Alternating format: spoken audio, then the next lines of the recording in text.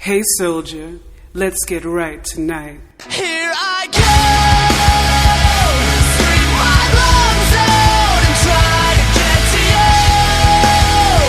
You are my only one. I let go, but there's just no one that gets me like you do. You are my only one.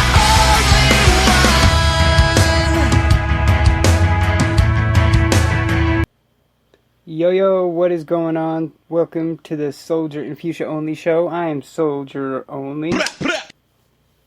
With the one and only Fusha here as well. Welcome to this week's episode. We actually didn't do one of this podcast last week, right? I think we... You know, I'm really not sure. We did our Talking to Kay, though. Yeah. But I think we... Yeah, I don't think we did the Solgr and Fusha Only show. Yeah, I know we're trying to get better at doing both shows every week and get on it. Yes, it's a work in progress. So I mean, we get busy with work and everything else. Yeah. I mean, we appreciate you listeners. Yeah, and especially we have a lot of stuff. I mean, it's gotten a lot busier lately. You know, especially once I joined Team MZ. Got rated for the first time. Yeah, we got a lot to get into this week. A couple days ago, I got my first raid. It was incredible. So yeah, I mean, as you know, I finally started. We relaunched the Twitch channel. Finally started streaming again a little over a week ago. About a week and a half ago, and then around pretty much the exact same time, I joined Team MZ, which is it's like a stream. They have a Twitch stream team as well, which I'm not part of that yet, but I'm technically on what they call like their Twitter team. Yeah, it's just a community of streamers, YouTubers, content creators that are all about family. The best way to describe it is family. I mean, everyone in this group is phenomenal. So far I've met a lot of amazing people from all over the world too, and they're getting up around like 2,500 members. I mean, so it's growing, and it's growing rapidly. There's a Discord and everything. They're on YouTube, Twitch, Twitter, everything, and I don't know, it's just been awesome, you know, and they're all about, I mean, they're constantly retweeting stuff out, so it's not like one of those, like, follow for follow things that you see, you know, where people, you know, you spam your link, and everyone that follows you, you follow back, and that's it, you know, they don't come into your channel or anything like that, really, in those follow for follows. Yeah, I've noticed one thing about Team MZ is it's all about supporting each other and helping build each other for the family that's beginning and growing, and that's what I really like about you joining Team MZ is that they are all just really kind and, like I said, support for each other, you know, like when somebody else is streaming, they retweet their, you know, to broadcast and hosts, really, they're big on hosts and everything, and it's yeah, really raids incredible. and everything. Because like one of the the actual motto for it is don't be competitive with other streamers, be competitive with yourself. Exactly. And another thing they always stress is you get out of it what you put in, you know? And I've seen them say, even if you don't, you know, support all these other people, they'll still support you, you know, but they like it, you know, you scratch my back, I'll scratch yours, so to speak, you know? And that's the way it is. I mean, that's what I've always liked. I mean, before I found Team MZ and joined them, you remember how I was always talking, like, I wanted to find other small streamers and content creators, you know, I wanted to find something to network, you know, I wanted to start networking. I even had a panel on my Twitch page down in the partner section where, you know, I want to network with other like-minded content creators. So if you want to collaborate or do something, hit me up here. And that I've since changed it because now in the partner section, now I have Team MZ info, but, you know, so I've always been looking for something like this, and I'm glad that I found it. Me too. Yeah, and it's awesome. I mean, they have a podcast on YouTube, and I mean, the lady Emma that started it, she's from the UK. There's a lot of people in the UK, from the UK. The kid franchise that hosts the Team MZ podcast is from Scotland. I mean, you know, so there's people from all over. One of the other team members I became pretty good friends with so far, he's from Australia. There's a scripted by Grace. He's from Australia too, and I mean it's awesome. Whoop, sorry, bumping the microphone there. And then it's been a busy week. I mean, we haven't gotten into too many video games. I did play a little bit of Ratchet and Clank, but I realized when I left off last time I really didn't have too much further to go until the next thing. So then I ended up not playing more than half hour, give or take. Well, your attention span is so short. Like, you can't... Every time you play a game, you don't play that long. And you literally did this little half-hour spurt while I was in the middle of a 12-hour stream. I know, I know. And I still need to start Life is Strange. I don't know what it is. Like, even when I get, like, really into a game and I just can't put it down, I still manage to put it down and pick it back up again. I have a short attention span, you know? I mean, I have a short attention span too as well, but the only times I can really stay focused on one thing for long periods of time is art and gaming. And that's it. Yeah, see, well, like, I love gaming and I love playing the games. It's just, after a while playing them, I'm like, okay, what am I going to do now? And I ended up working on my puzzle this weekend. I actually got the Nuka-Cola. Yeah, you did get a lot done on that.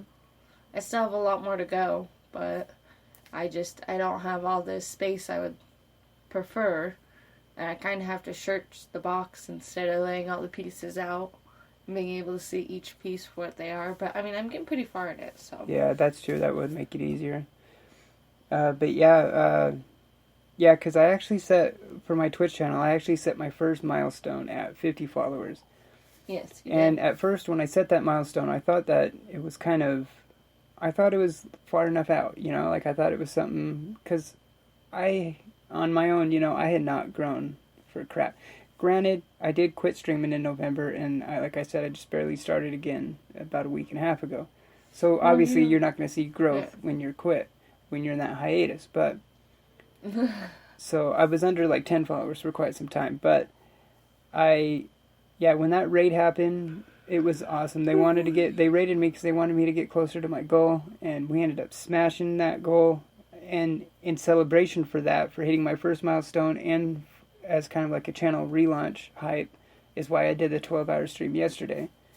Yes, and you did good on it. I mean, you actually stuck through, and you didn't fall asleep, and I was proud that you did so good. And you played quite a few different games. I played 3 games, Mm-hmm. and they each equaled out to about 4 hours each. Yeah, and I was lurking. While I was doing my puzzle, so I could hear when you were going on breaks. Like, okay, there's my puzzle break. Well, I like that when you're not at work to be kind of lurking, because eventually you're going to be kind of like my moderator and stuff, you know, like once chat picks up a lot more. And I mean, right now, I just kind of have Nightbot, you know, does what it does. I need to kind of mess with the settings to what it will time out, and because I don't really mind if people use caps. I'm going to have it set up to where, you know, like, ask if you want to post a link or something. I don't want to have it just free range where anyone could just post any link, because you never know what those links are. Mm-hmm. So I want to be mindful of that. But, yeah, I mean, there's still a lot of stuff. I mean, I'm stoked, though, because I have gotten, you know, compliments on the layout, how it looks, how it sounds. When I was doing the 12-hour stream yesterday, that kid came in, and he's like, what mic are you using? He actually said how clear it sounds and everything. Yeah, like, that's what I tell you. It's a good mic. And I was like, really? And like, it's actually a pretty, you know, it's a kind of a budget mic, you know, like it's just a newer NW700, which, you know, I do like it so far. So I just do have. Done. Yeah, that's what I told them. I was like, it's good enough, and it gets the job done for right now. But eventually, I do want to upgrade to the Audio-Technica AT2020. In the meantime, you just gotta be satisfied with what you got. Oh, I am. Yeah, I mean, because, you know, we worked hard, and we did a lot of stuff in those few months I wasn't streaming to upgrade the studio and everything. Because you were having so much issues with the console. Yeah, streaming from console was just a nightmare. Yeah. Which I'm really glad now that you have the PC. It's been working out pretty well, and maybe someday we'll get my laptop and I can start using the Microsoft Word thing and put some paragraphs and sentences and things in together. Yeah, and we need to get you like a good, some good like photo editing stuff, because you can always edit, do the photo editing for my channel art and for YouTube thumbnails, and because you like editing. And you know how much I take. I take a lot of photos. Yeah, a lot of photos all the time. Like every time I go to take at least one picture, I end up with 3 or 4 that are similar. But I keep those, like, I don't know what it is. I like photos, and I like being able to have multiple, and then I like going back and turning them into the videos, like slideshows. Slideshows, yeah. Mm-hmm. Because, I mean, and it's crazy, if you go back and look at some of our old photos together to our most recent, it's like we're growing together, and I love it. Yeah, I mean, yeah, like we've said, that it's 4 years, 4 years has flown by. It's been 4 years since we've known each other. We're coming up on our official 4 years. But, I mean, it's been 4 years, and really the time's gone by so fast, and I don't know, it's crazy. I love you, though. Yeah, I love you, too. Yeah, but I mean, we've been playing a little bit, and you were streaming Fallout, and you've gotten pretty far in Fallout. I meant to ask you, did you ever find Sean or go back to the Institute?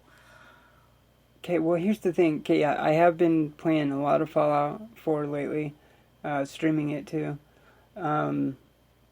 But when I've been playing it, admittedly, I haven't really done any of the main story missions. I have been doing a lot of missions. I have been finally grinding away at quests and missions and stuff, but none of them have been like the main quest. I did finally finish Nick Valentine's companion quest, though, so I can get a new companion. I actually want to get Piper next, so I need to go swoop her up. And because I heard she has a really good like companion story. Nick's was really good. I like Nick's a lot. It was actually at the end. I'm not going to spoil anything, but at the end it kind of had some minor feels. Kind of hit the feels a little bit, but it wasn't bad. It was really good. But yeah, so the channel and everything, streaming's been going great so far. I guess the next milestone we kind of have is 100, and then after that, after we hit 100, the next milestone won't be up until like 200. I'm not gonna do like 150, then 200, then 250. Like I'll probably do 200 or maybe like 250, then 500. I don't know. That's looking way too far ahead. Work in progress. We'll see when we get there.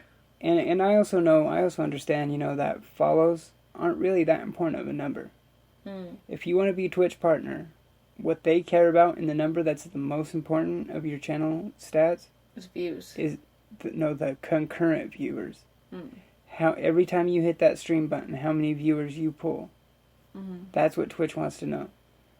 That's the main thing they look at. And I mean, because you can have, remember we talked about this before. Say there's 2 channels. Say one channel has 10,000 followers, but only gets like 10 current viewers. But then you have a channel with like 100 followers, but then has like 80 concurrent viewers. What channel's seen more growth? You know what I mean? So it's all about how many people are there every single time you go live. And I mean, that's just obvious, because that's how all the ad revenue and all that, and that's how Twitch and everyone makes money. Actually, there was something about Twitch I wanted to talk about, because they actually rolled out a new update, I think. And I don't know if this is in it, but I also heard something recently how they're actually going to be having like video calling and stuff now. So that's kind of like what broadcasters use, like when they use Skype and stuff for like podcasts and stuff that they stream on Twitch. So it's kind of like Skype and Discord put together. So you're going to be able to create your own servers and stuff like Discord, but then supposedly it's supposed to actually have video calling as well. I don't know if that's been rolled out yet, but it's supposed to be. It's supposed to be coming sometime soon if it's not out already, I guess.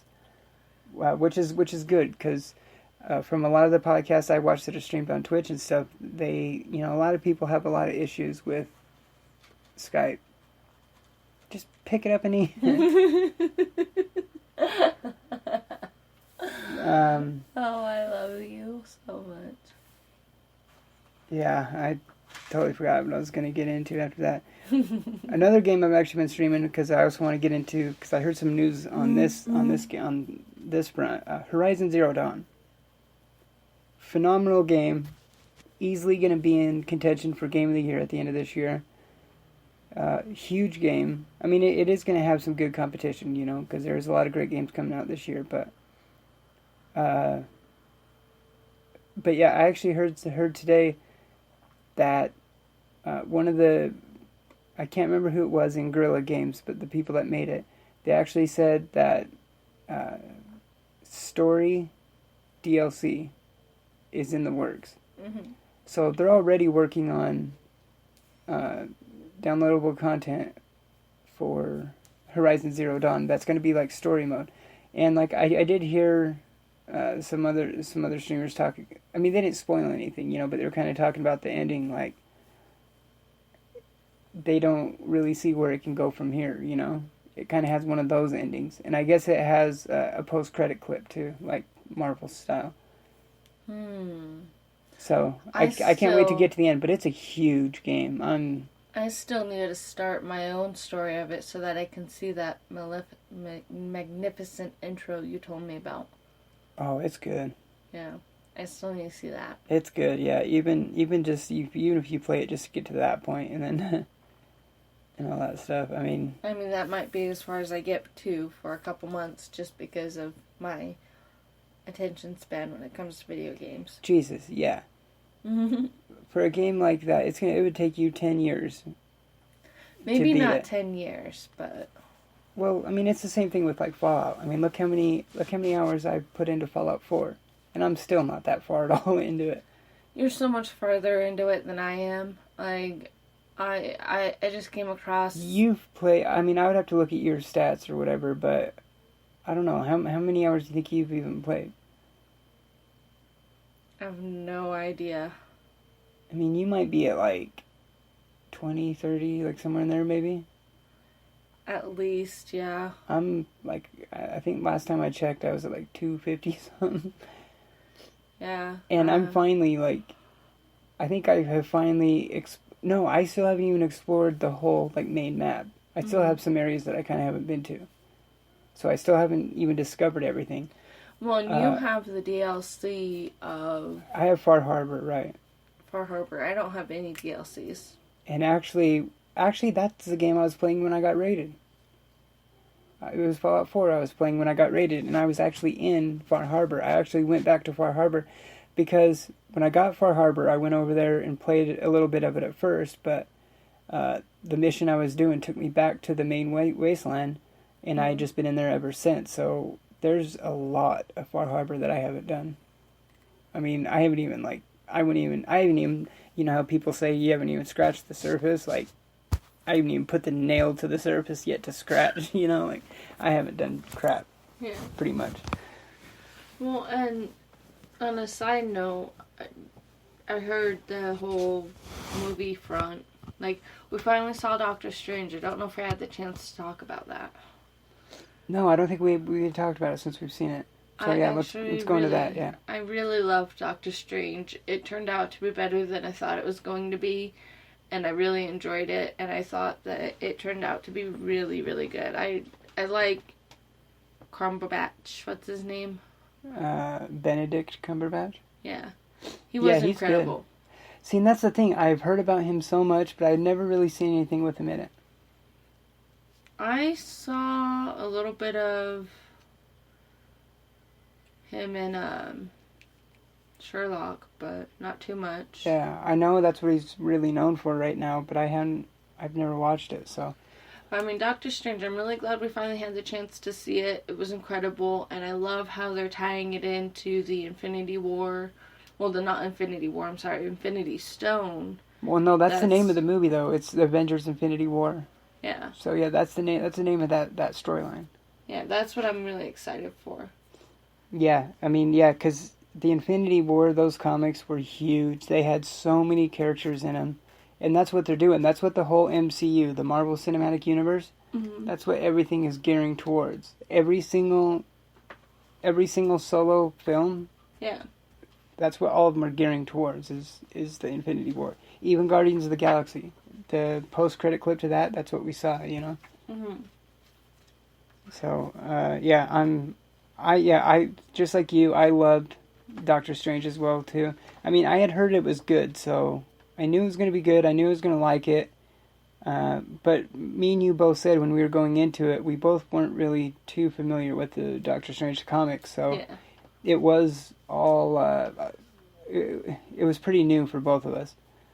I mean, I had obviously seen Doctor Strange in some of the comics I had read, so I kind of knew some stuff about him. I just wasn't familiar with Doctor Strange like standalones. Yeah, we didn't know too much of the backstory, so it was kind of right getting into it. But I mean, I enjoyed it. I thought it was beautifully executed, how they put everything together. It was just the special effects were top notch, of course. Oh god, oh yeah, by far. Keep me alive. Yeah, I mean spoilers, but. Yeah, Marvel Studios, I mean, their effects in all their Marvel movies have been so good, and everyone just keeps getting better, but they really went ham on this one. I loved it. I thought it was really good overall. Yeah. And I mean, Doctor Strange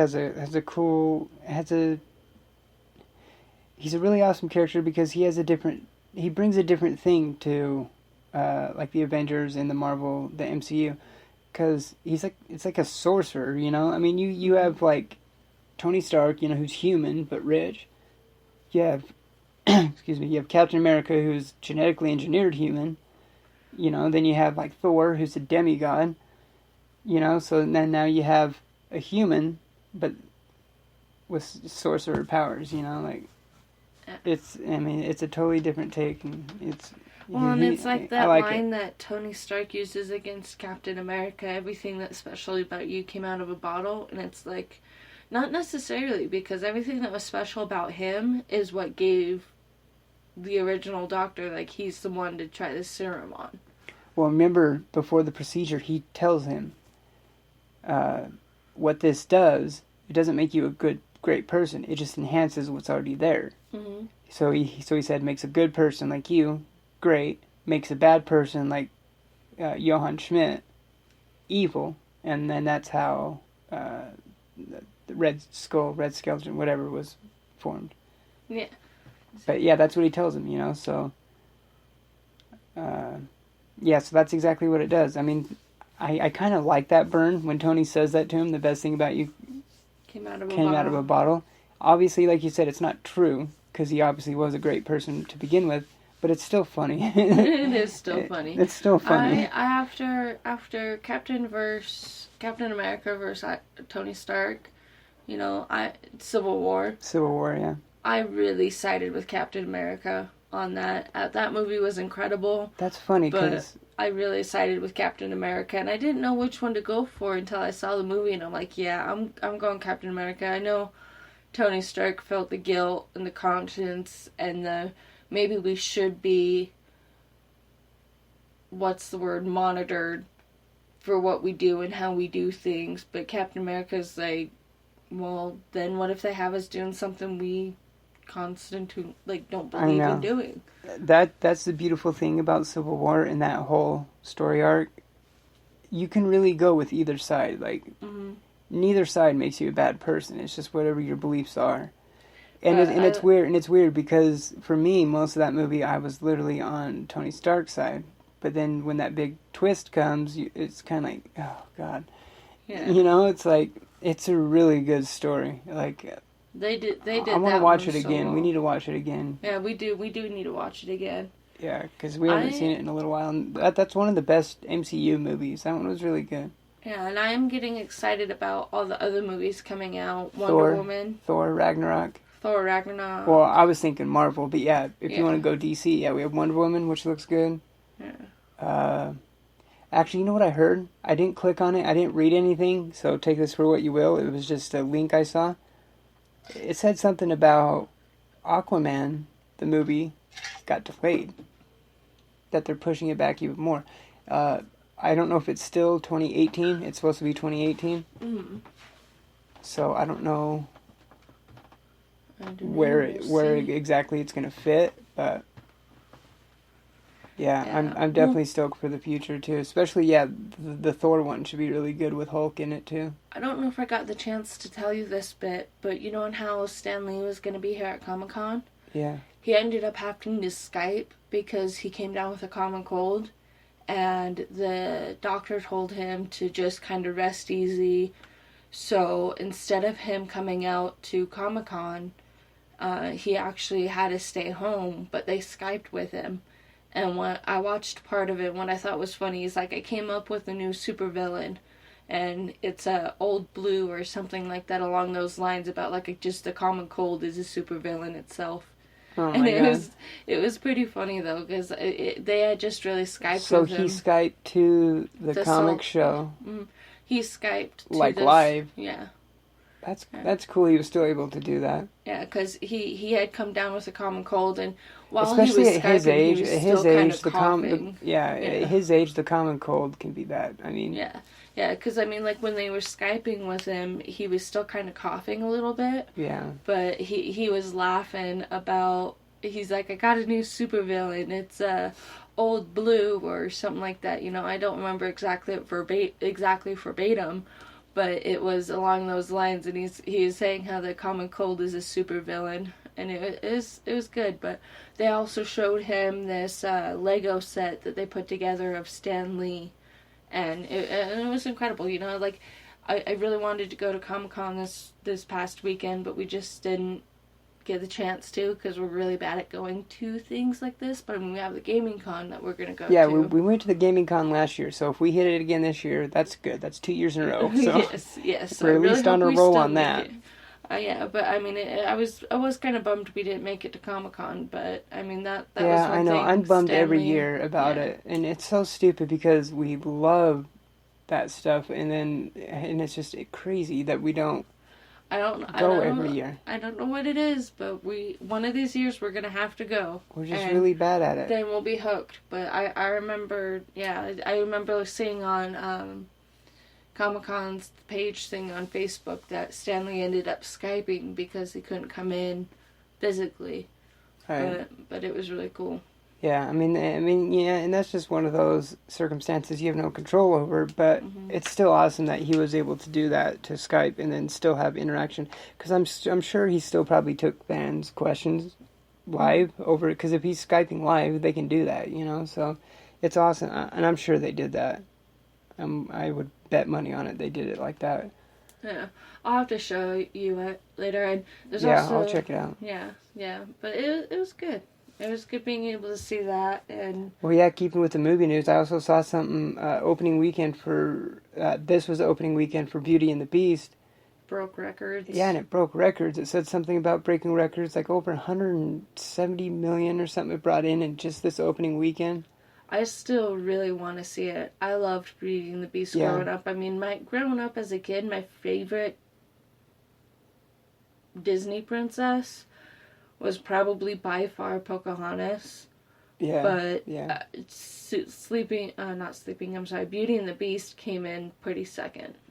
Yeah, I remember when I was really, really, really little, I used to watch Beauty and the Beast a lot. Like, I mean, of course, the generation that, you know, me and you come from, like, We had to watch It was all the Disney. movie It on was all VHS, Disney. and then we'd rewind it, Mhm. and then watch it again, rewind it, watch it again, whereas nowadays you just put a DVD in, play. right? Oh, it's over, play. Like, you don't have to rewind it. or home, or you put in a DVD and it had, you know, like home screens, you know, you used to just, Oh, or even when you watch old movies on old DVDs, and it says coming soon to VHS and DVD, and it's yeah. VHS is long dead. and that's what makes me feel old as dirt now is like, you know, you get these millennials or whatever, you know, these younger ones that are like, they don't even know what VHS is. Right? You get these 6-year-olds that have let alone iPads. like eight tracks or Right? something. You know, Like these 6 and 7-year-olds have iPads and other things, and it's like I was happy with a pen that had 6 different colors of ink. I remember those. You just click the ink. Yeah. And I you remember cannot those. deny that at some point you tried to push all the colors down. Oh yeah.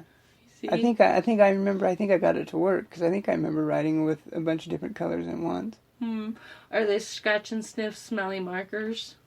I remember those too. I remember those. Yeah, see? I remember when I was in junior high.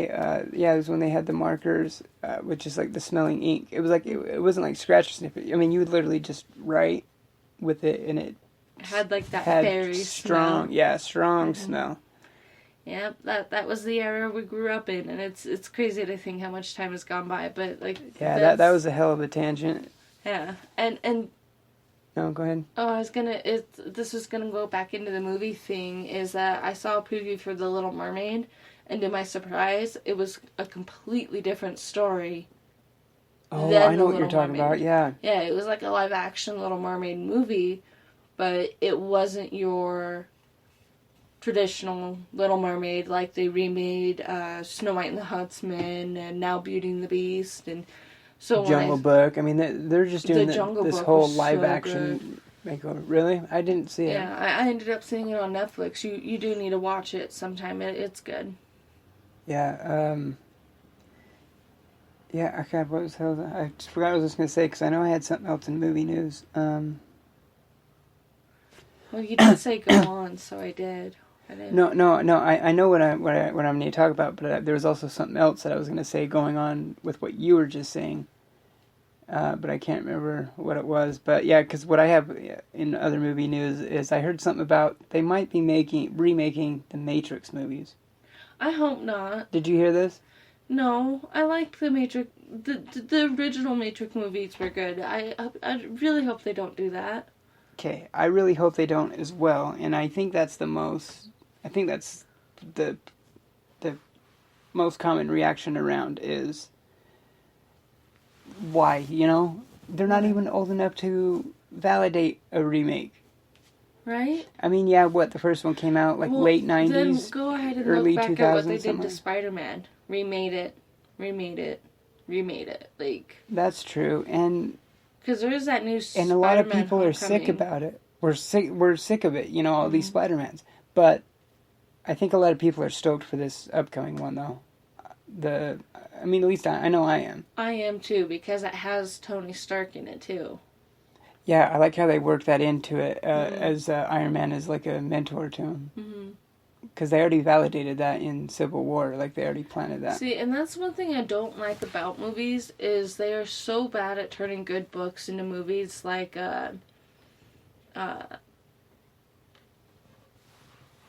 Harry Potter translated really well from books to movies, and it's because J.K. Rowling actually was part of, the film itself.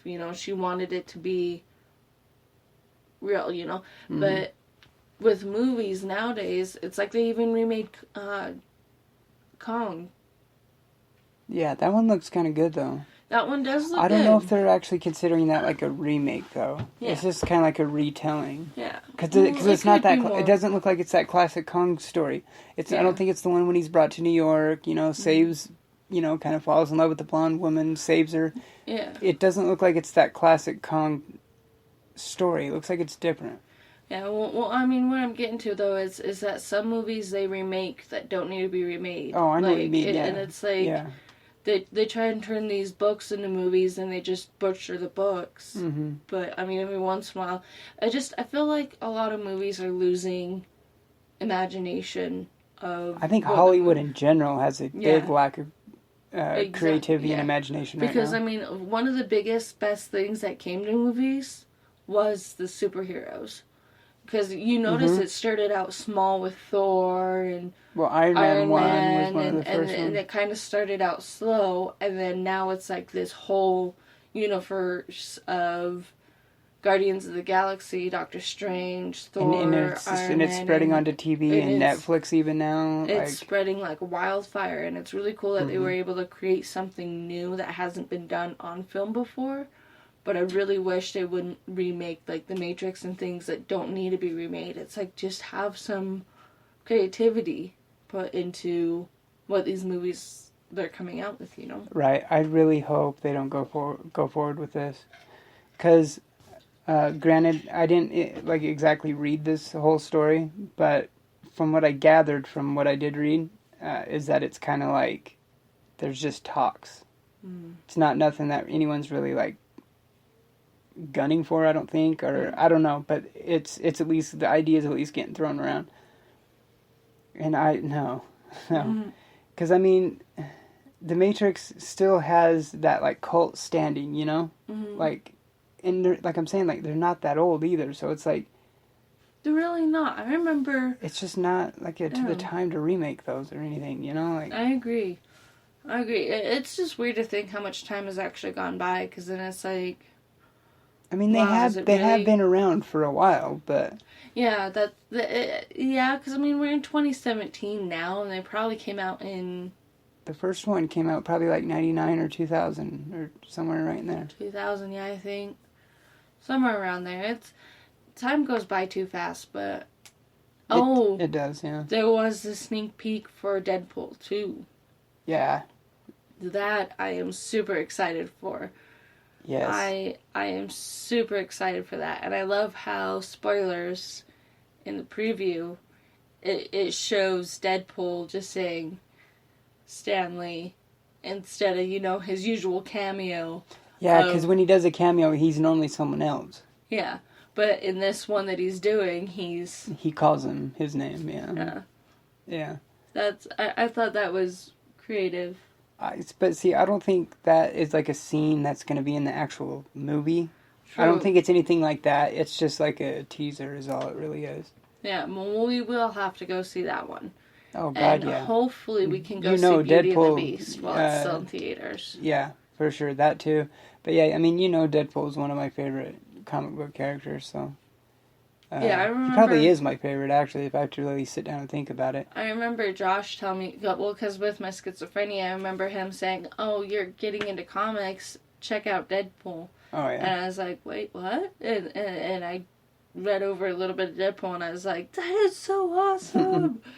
and like you said, that's something they didn't really portray too well in the first one, is that his voice is... But for the movie's sake, they couldn't have done it. As like the introductory and everything. I mean, they can, but what I think they're doing is I don't think it will really come around until later movies, because in the comics, his like schizophrenia and like the voices and all that in him, it developed over time in the comics. It wasn't really something like right off the bat. So there's still time for that. I know that was kind of just one of my only really like criticisms with the first movie. I loved the first movie, though. Yeah, it was. They did really so good with it. Like, it was. I mean, and Ryan Reynolds was born to play Deadpool.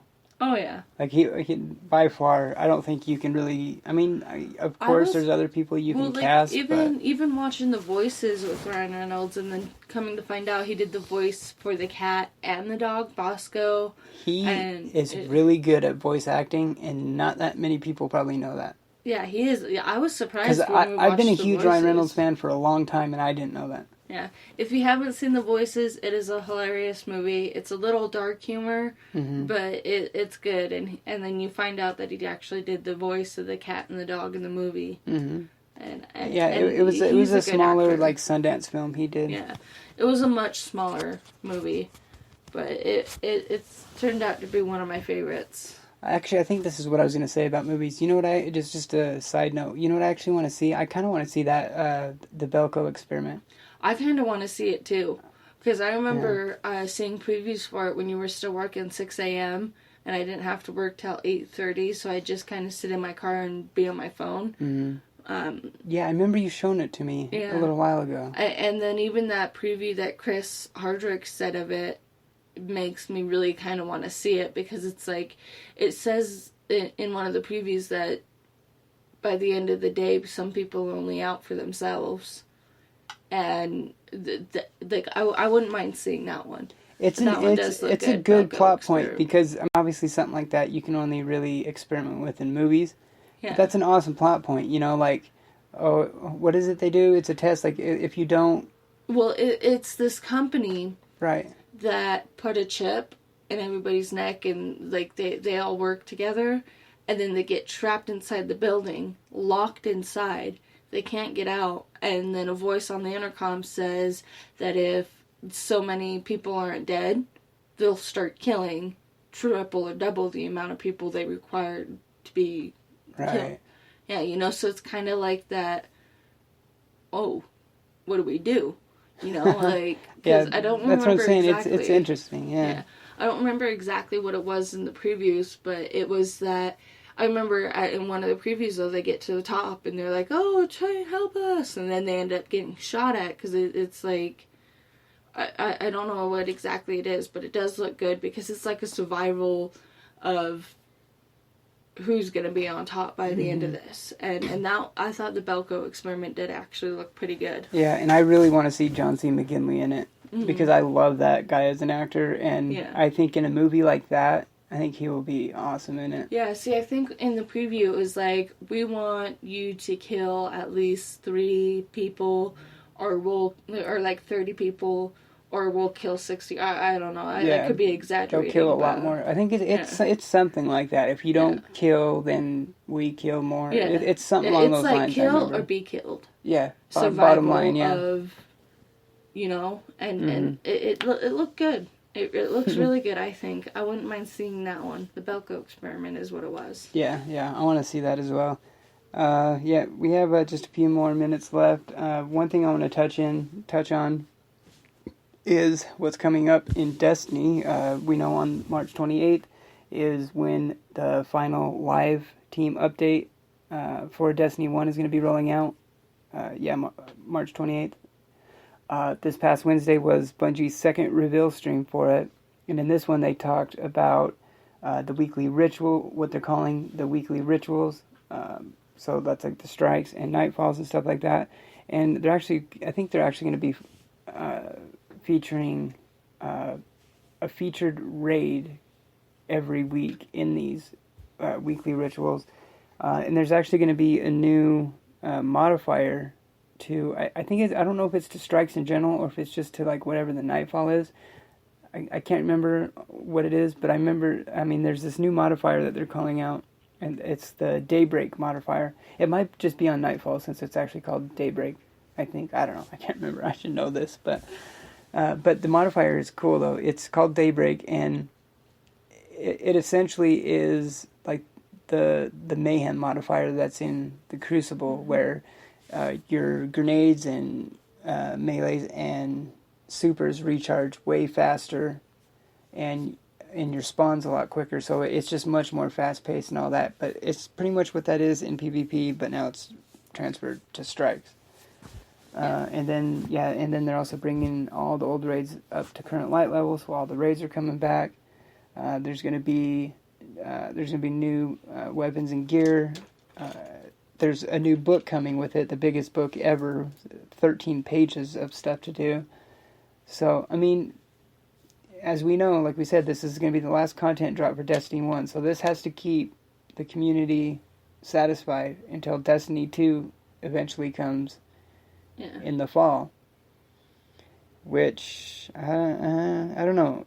I just don't really know if... I don't think it's enough content to keep the community, satisfied for that long, because as we've seen in the past, like, this community shreds through content.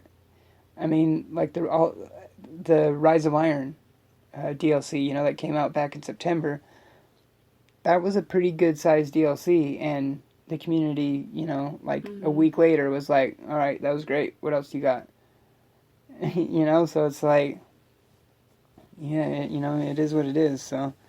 We'll see, though, because, it looks... I'm excited for Destiny 2, and we'll see what comes of it, but, yeah. Alright, that's going to do it for this week's episode, so thanks for listening. Tomorrow we have our Walking Dead podcast, Talking to Kay, so that will be up on YouTube tomorrow. As always, if you like the content, hit that thumbs up button. Comment, share, And like, yeah. reviews, anything. If you have any questions or opinions that you want to hear our opinion on, just let us know. Yeah, and we'll get around to it in the following episode. So thanks for listening, and we will see you tomorrow. Deuces!